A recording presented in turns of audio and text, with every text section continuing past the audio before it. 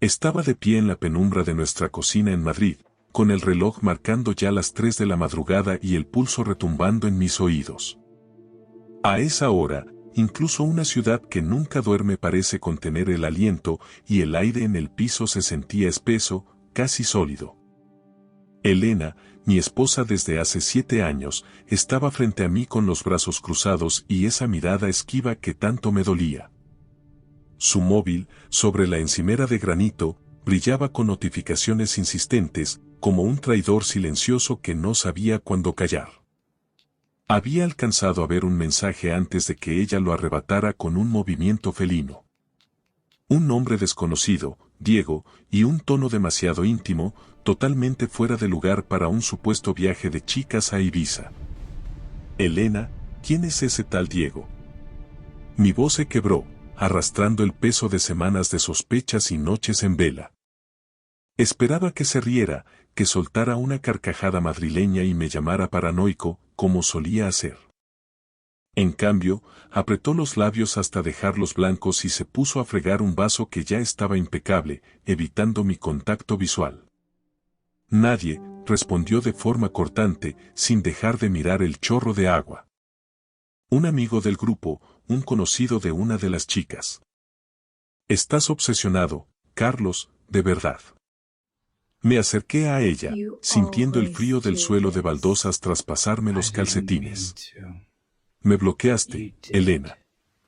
En mitad de un viaje con tus amigas de siempre, decidiste que era buena idea bloquear a tu marido. ¿Por qué? Dame una sola razón lógica. Ella se dio la vuelta con los ojos encendidos, una chispa que no supe si era por la culpa que la corroía o por puro desafío. Necesitaba espacio, Carlos. Espacio. Exclamó, alzando las manos. Siempre estás encima, controlando cada paso, vigilando. Es asfixiante vivir así. Sus palabras fueron como un puñal directo al pecho. ¿Espacio? Yo le había dado todo. Cada hora extra en el instituto, cada sacrificio personal para que no nos faltara de nada en el bufete y mantuviéramos nuestra estabilidad en un Madrid cada vez más caro. Entonces, ¿por qué no para de iluminarse el móvil con su nombre? Señalé el aparato, que volvía a vibrar con una urgencia casi obscena. Uno no bloquea a la persona que ama a menos que tenga algo muy sucio que esconder. Ella soltó una risa amarga, cargada de un veneno que nunca le había conocido. Eres patético, Carlos. Rebuscando en mi móvil como un adolescente celoso en su primer noviazgo. Quizás te bloqueé precisamente por eso, porque ya no soporto tu inseguridad crónica. Sentí que las paredes del salón se inclinaban hacia mí. La mujer con la que había construido cada cimiento de mi vida la estaba destrozando allí mismo, frente al fregadero, con una mueca de desprecio absoluto. Quise gritar, soltar toda la rabia acumulada, pero su mirada fría y calculadora me heló la sangre. Agarré las llaves del coche del mueble de la entrada. Se acabó el jugar a las adivinanzas, Elena. Lo voy a descubrir todo por mi cuenta. Salí a la noche madrileña, donde el aire fresco de la sierra me golpeó la cara. Mientras bajaba en el ascensor, le envié un mensaje rápido a su amiga Sofía, que supuestamente estaba con ella en la isla. Dile a Elena que ya lo sé todo. 15 minutos después, mi móvil empezó a arder con 30 llamadas perdidas de mi mujer. No respondí. No todavía. Mi vida antes de esa fatídica noche era de lo más predecible. Soy Carlos Romero, 34 años, profesor de Geografía e Historia en un instituto público de las afueras, de esos donde los días se miden en cafés de máquina y planes de estudio que nadie lee. Vivíamos en un piso modesto pero acogedor, con suelos que crujían al pisar y un balcón lleno de plantas secas que siempre prometíamos arreglar los fines de semana. Pensé que éramos felices, o al menos que teníamos una vida sólida. Confiaba plenamente en sus escapadas con las amigas de la universidad, en sus jornadas interminables en el bufete de abogados de la calle Serrano. Confiaba en ella por encima de todo. Pero esa noche, bajo la luz fluorescente de la cocina, vi la grieta definitiva en nuestra vida. Una grieta que ya era imposible ignorar. El aire gélido de la madrugada me golpeaba la cara mientras permanecía sentado en mi coche, un viejo coche familiar aparcado en una gasolinera desierta de Repsol, muy cerca de los accesos a la M30. Las luces de neón parpadeaban sobre el capó, bañando el interior de un tono amarillento y enfermo.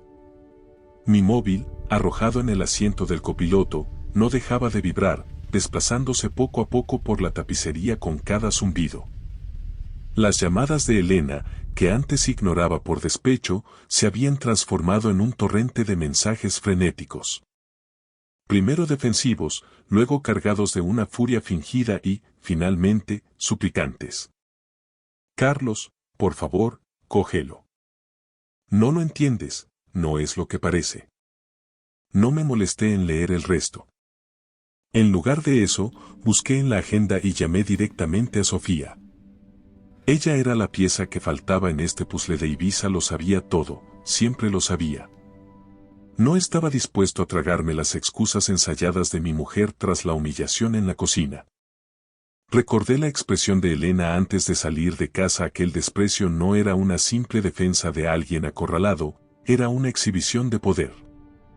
Me estaba retando a que intentara desentrañar su secreto, convencida de que yo no tendría el valor de llegar hasta el final. Yo no era ningún detective privado, solo un profesor de secundaria que pasaba las tardes corrigiendo exámenes sobre las trincheras de la guerra civil, pero esa noche sentí que Elena acababa de mover su primera ficha en un tablero de ajedrez mortal.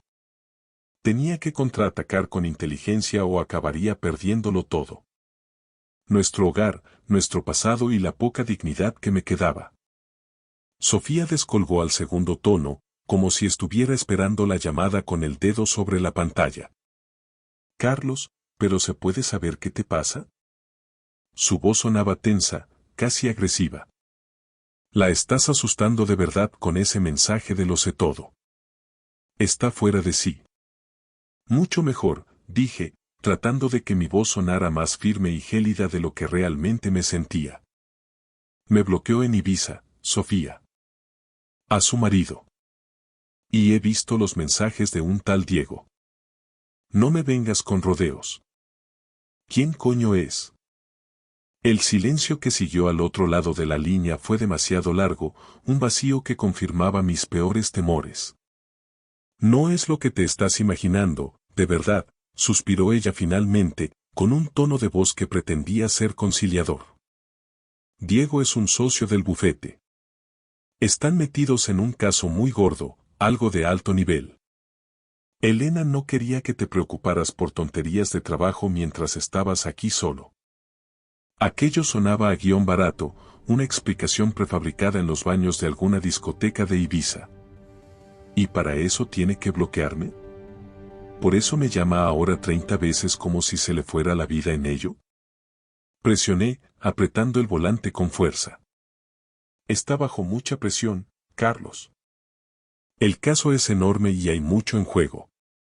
No hagas ninguna tontería de la que te arrepientas, sentenció antes de colgar.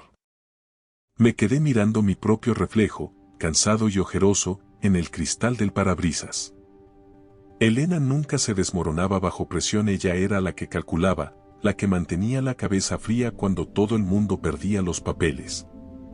Conduje de vuelta a casa por las calles vacías del barrio, donde los semáforos en ámbar parpadeaban como advertencias.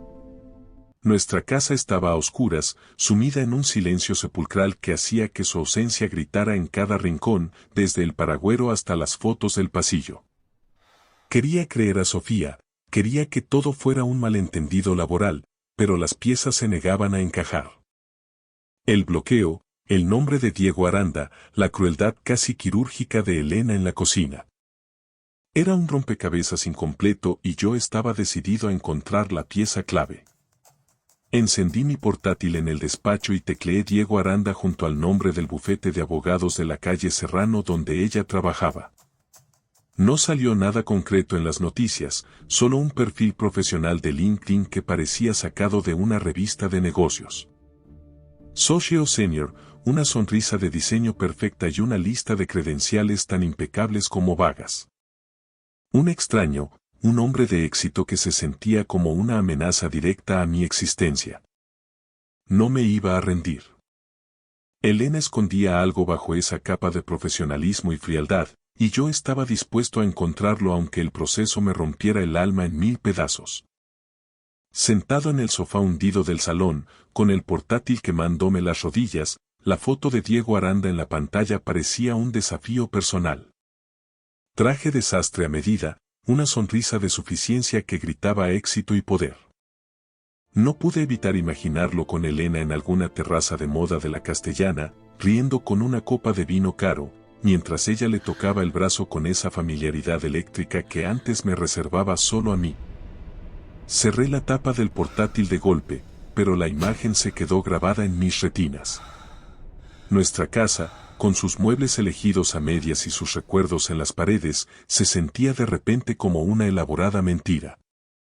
Mi móvil vibró sobre la mesa de centro. Un nuevo mensaje de Elena. Carlos, por favor, olvida lo que dije. Voy de camino a casa. Tenemos que hablar cara a cara. Iba a volver antes de tiempo. Se suponía que su vuelo desde Ibiza no aterrizaba hasta el domingo por la tarde. ¿Se estaba rindiendo por fin o era simplemente otro movimiento táctico para recuperar el control? No iba a permitir que jugara más bajo sus propias reglas. Necesitaba una perspectiva externa, así que llamé a mi hermano, Lucas. Él siempre había sido mi opuesto. Impulsivo, directo y sin pelos en la lengua. Lucas, Elena me está engañando, solté nada más descolgar. Las palabras me supieron a ácido en la garganta. Me bloqueó en el viaje. Hay un tipo, un tal Diego. Ella está entrando en pánico porque sabe que he empezado a tirar del hilo. ¿Pero está seguro al 100%? Preguntó Lucas con cautela. Elena siempre ha sido muy controladora con su imagen. ¿Tienes alguna prueba sólida? Todavía no, admití, sintiendo cómo me temblaba la mano, pero mi instinto no me falla. Esconde algo grande, Lucas. Algo que la tiene aterrorizada. Lucas escuchó los detalles y fue tajante, como siempre. Entra en su ordenador. La gente como ella, por muy abogada que sea, siempre deja un rastro digital. Recibos de hoteles, contraseñas guardadas, algo habrá. Elena solía usar su MacBook del despacho para todo, incluso para temas personales. Fui directo a su mesa de trabajo. Intenté desbloquearlo con nuestra fecha de aniversario. 1807, el 18 de julio. Falló. Intenté con su fecha de nacimiento. Nada. Mis dedos, fríos y temblorosos, escribieron casi por instinto. Diego 1807. La pantalla se desbloqueó al instante. Se me cortó la respiración de golpe. Aquella coincidencia dolió más que cualquier bofetada física. Abrí su gestor de correo y, entre cientos de mensajes aburridos del bufete, un hilo destacaba en una carpeta oculta que ella creía segura. Esta noche, enviado por Diego Aranda. Hice clic con el corazón en la garganta. El mensaje era corto, directo, como si ya lo hubieran discutido todo en persona. En el sitio de siempre. 21. No le des más vueltas. Sin despedida formal. Solo su nombre. El estómago se me revolvió violentamente. ¿Cuántas veces se habrían visto a mis espaldas? Revisé la fecha. Hacía exactamente 2 semanas, la noche en que ella juró que se quedaría en el bufete hasta tarde por un cierre de actas. Yo le había dejado la cena preparada en la nevera y ella llegó a medianoche, evitando mi beso y oliendo a un perfume floral extraño que no era el suyo. Seguí rastreando y encontré algo más inquietante en la papelera de reciclaje. Un correo de hacía apenas 3 días con el asunto. ¿Segura? El texto decía: esto es mucho más grande que nosotros dos. Si decides entrar, tenemos que movernos rápido. Aquello ya no sonaba a una simple aventura extramatrimonial. Sonaba a un plan premeditado, a algo oscuro. ¿Malversación? ¿Chantaje? En ese momento, oí el estruendo del motor de un coche en la calle y, segundos después, el ruido del portón del garaje comunitario. Miré por la persiana del salón. El Audi plateado de Elena estaba aparcando.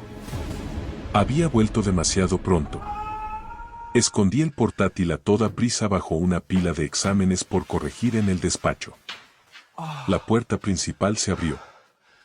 El sonido de sus tacones resonó en el pasillo con una cadencia tensa, nerviosa. ¿Carlos? ¿Estás ahí? Su voz sonaba quebrada, cargada de una ansiedad que intentaba ocultar. Me quedé en absoluto silencio en la penumbra del pasillo. Mi mente trabajaba a toda velocidad, visualizando un tablero donde cada paso a partir de ahora podía ser una trampa mortal. Estaba convencido de que no solo ocultaba a un amante, ocultaba un secreto que tenía el potencial de arruinarnos la vida a los dos para siempre. Salí al encuentro y mi sombra se proyectó sobre ella, cortándole el paso. Elena se quedó paralizada, con las pupilas dilatadas y los ojos muy abiertos. Por primera vez en 7 años de matrimonio, vi un miedo real y genuino en su rostro. El juego acababa de cambiar de nivel. Sus ojos buscaban los míos en la penumbra del pasillo, cargados de una mezcla tóxica de culpa y pánico contenido. Llevaba el vestido de lino que había guardado con tanto esmero para el viaje, pero al acercarse, el aire se inundó de nuevo con ese perfume floral desconocido, un aroma que no pertenecía a nuestra alcoba. ¿Por qué no cogías mis llamadas, Carlos? ¿Me has tenido en un sinvivir todo el trayecto desde Barajas?, preguntó ella, intentando recuperar el tono de autoridad que solía usar para dominar nuestras discusiones.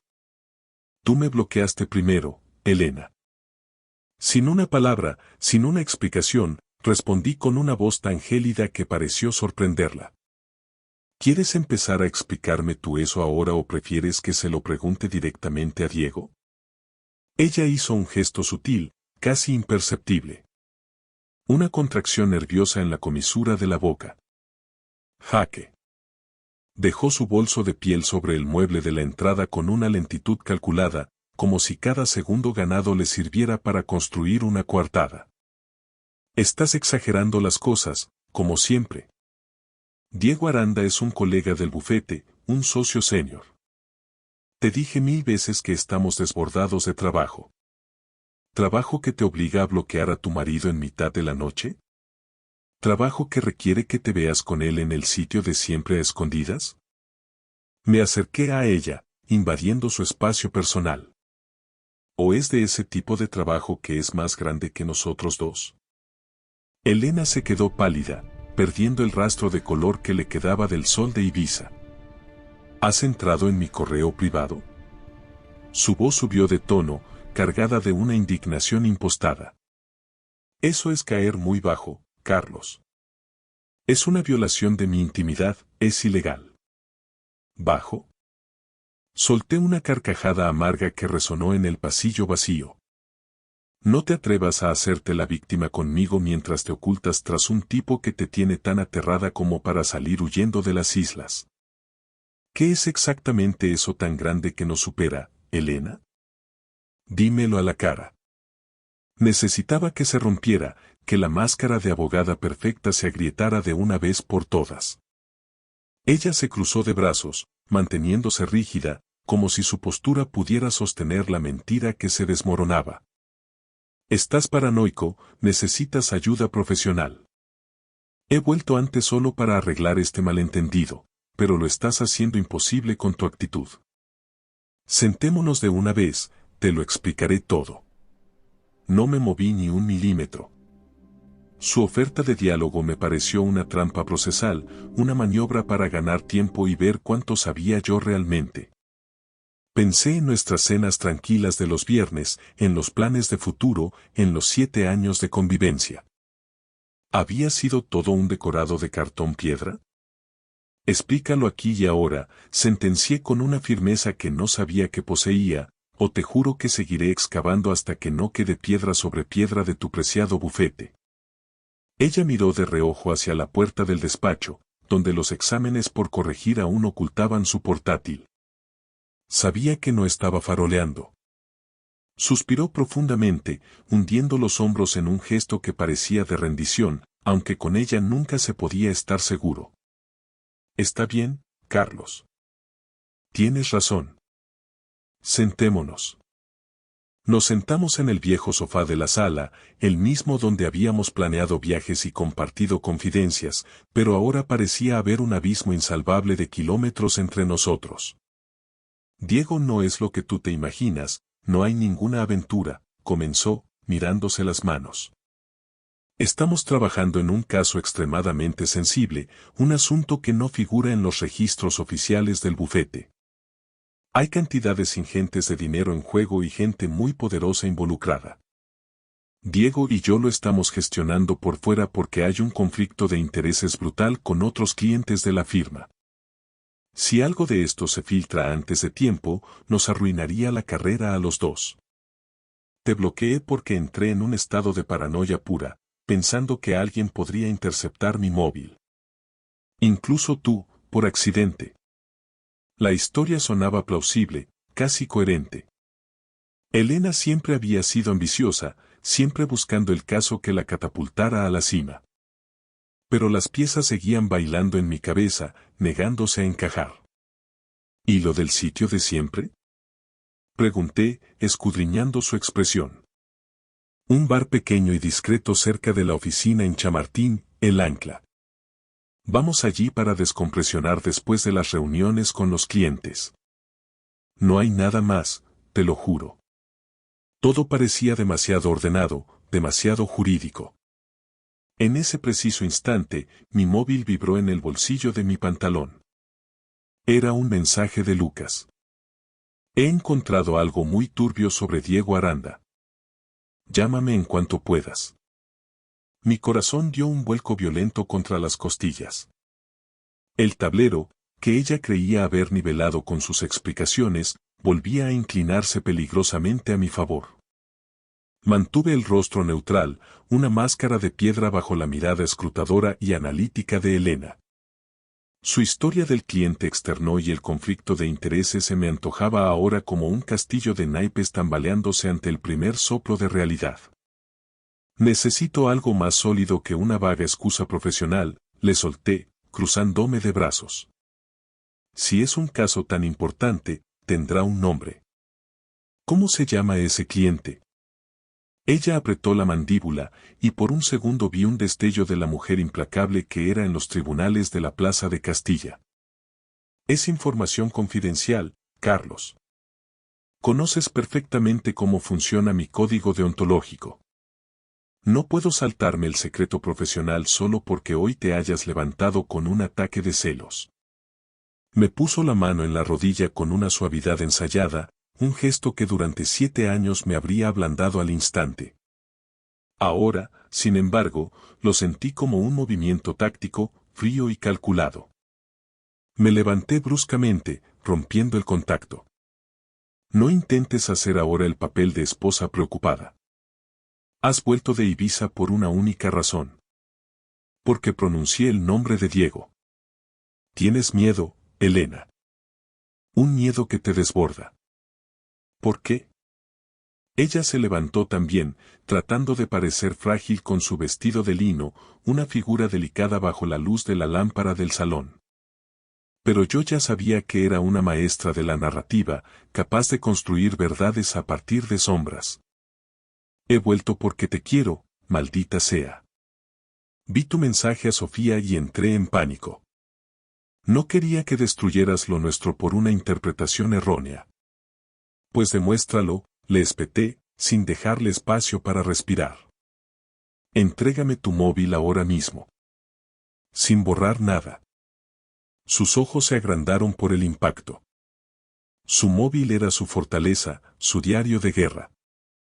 Si me lo entregaba sin dudar, quizá, solo quizá, habría un resquicio para la duda. Si se negaba, sería la sentencia definitiva. Ella dudó, su mano rozó el bolso sobre el mueble y se detuvo en seco, como si se hubiera quemado.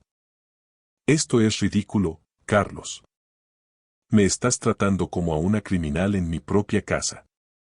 Su indignación crecía por momentos, pero sus ojos, rápidos y nerviosos, buscaban la puerta de salida.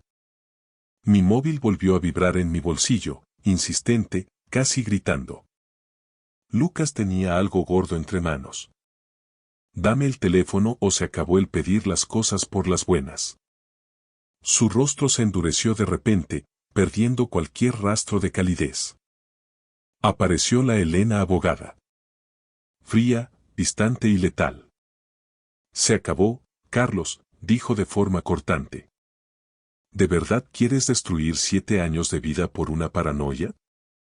Adelante. Pero no voy a tolerar este interrogatorio. No te voy a dar nada. Se dio la vuelta y se encerró en el dormitorio principal. Oí el sonido metálico del pestillo. Saqué mi teléfono con las manos temblando de rabia. El mensaje de Lucas era un enlace directo al abismo. Diego Aranda no es solo un abogado brillante. Mira tu correo ahora mismo. Te he enviado un archivo que lo cambia todo. Abrí el archivo adjunto. Expediente Aranda PDF. Era un caos de capturas de pantalla, notas de registro y enlaces a artículos de prensa económica. Había fotos de Diego en galas benéficas y, lo más importante, registros de transferencias bancarias. Cifras astronómicas, de 6 ceros, moviéndose con una cadencia sospechosa hacia cuentas en paraísos fiscales. No era una aventura amorosa, era una estafa financiera a gran escala. Y Elena, mi Elena, parecía estar metida hasta las cejas. ¿Blanqueo de capitales? ¿Estaban desvalijando el bufete desde dentro? Miré hacia la puerta del dormitorio y oí el sonido del agua.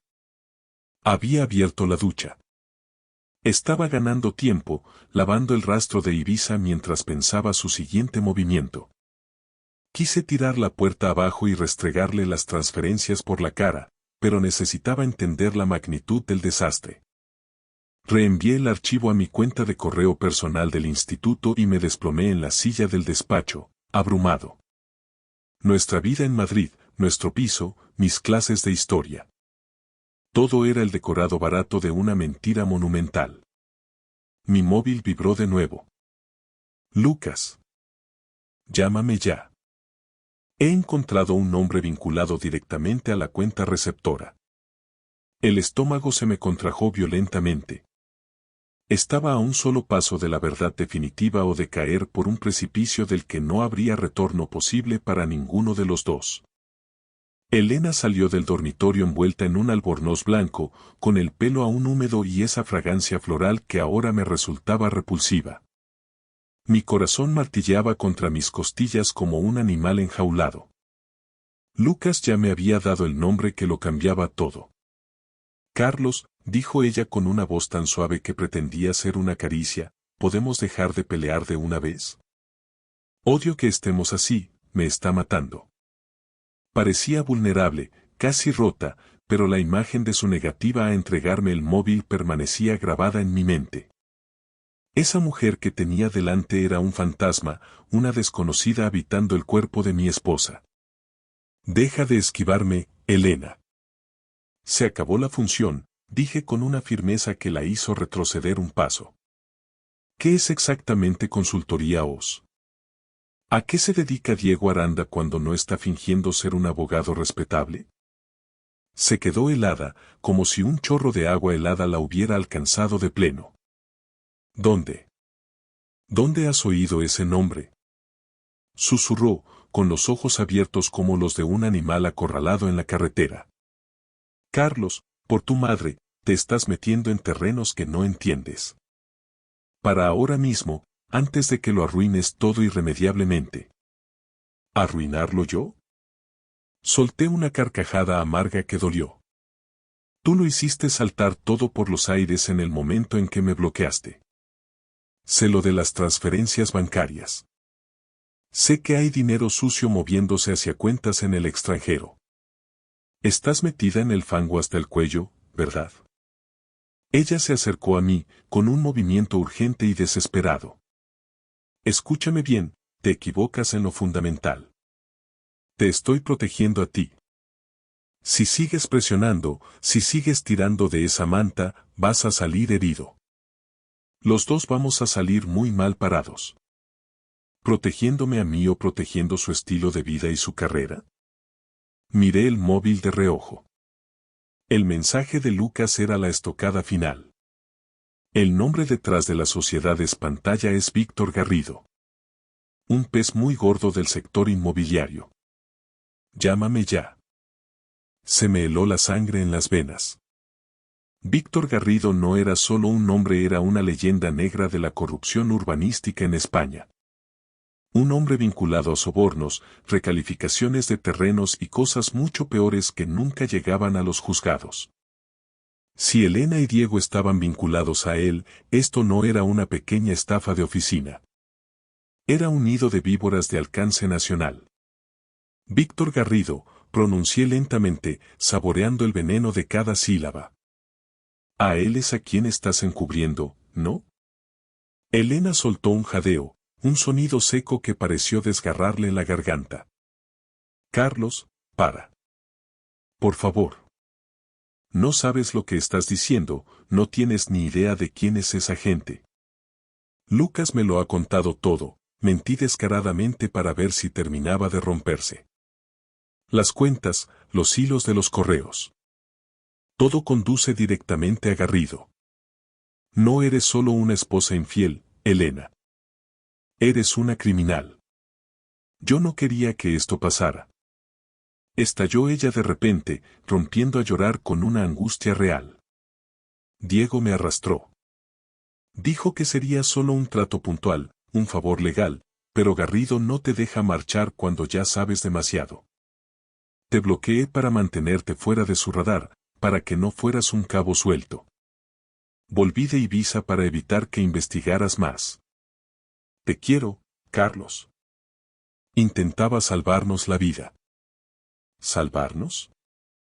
Mentiste cada día de los últimos años. Construiste una vida de cartón piedra conmigo mientras le vendías tu alma y nuestra seguridad a un monstruo, le recriminé, sintiendo un asco infinito. Saqué el teléfono y llamé a Lucas delante de ella, poniendo en manos libres. Carlos. ¿Estás bien? La voz de mi hermano sonaba alterada.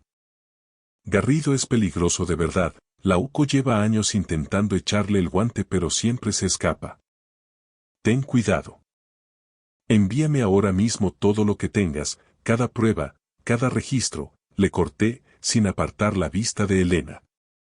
Ella se desplomó en el suelo del pasillo, sollozando con la cabeza entre las manos. Pero yo no había terminado. Mientras las pruebas llegaban a mi terminal, reenvié todo el paquete de archivos a un antiguo contacto, un periodista de investigación de un gran diario nacional al que le había hecho un favor histórico años atrás. La verdad ya no me pertenecía solo a mí, ya estaba ahí fuera, volando por la red. La traición de Elena me había roto el corazón en 1000 pedazos, pero exponer la podredumbre de su mundo me otorgaba algo mucho más poderoso que el perdón. Me daba justicia. Al colgar, Elena me miró desde el suelo con los ojos vacíos, despojados de toda esperanza. Nos has matado a los dos. Susurró con una voz que parecía venir de ultratumba. Pero yo, por primera vez en semanas, me sentía vivo. Libre de la niebla de las sospechas. Había jugado mi última carta, mi reina. ¿Había hecho lo correcto o simplemente acababa de prenderle fuego a mi mundo por completo? Mientras oía las sirenas a lo lejos, supe que ya no había vuelta atrás. Gracias por escuchar mi historia hasta el final. Si resonó contigo, dale like, escribe en los comentarios qué fue lo que más te tocó y no olvides decir de dónde eres. Suscríbete al canal, vienen muchas más historias.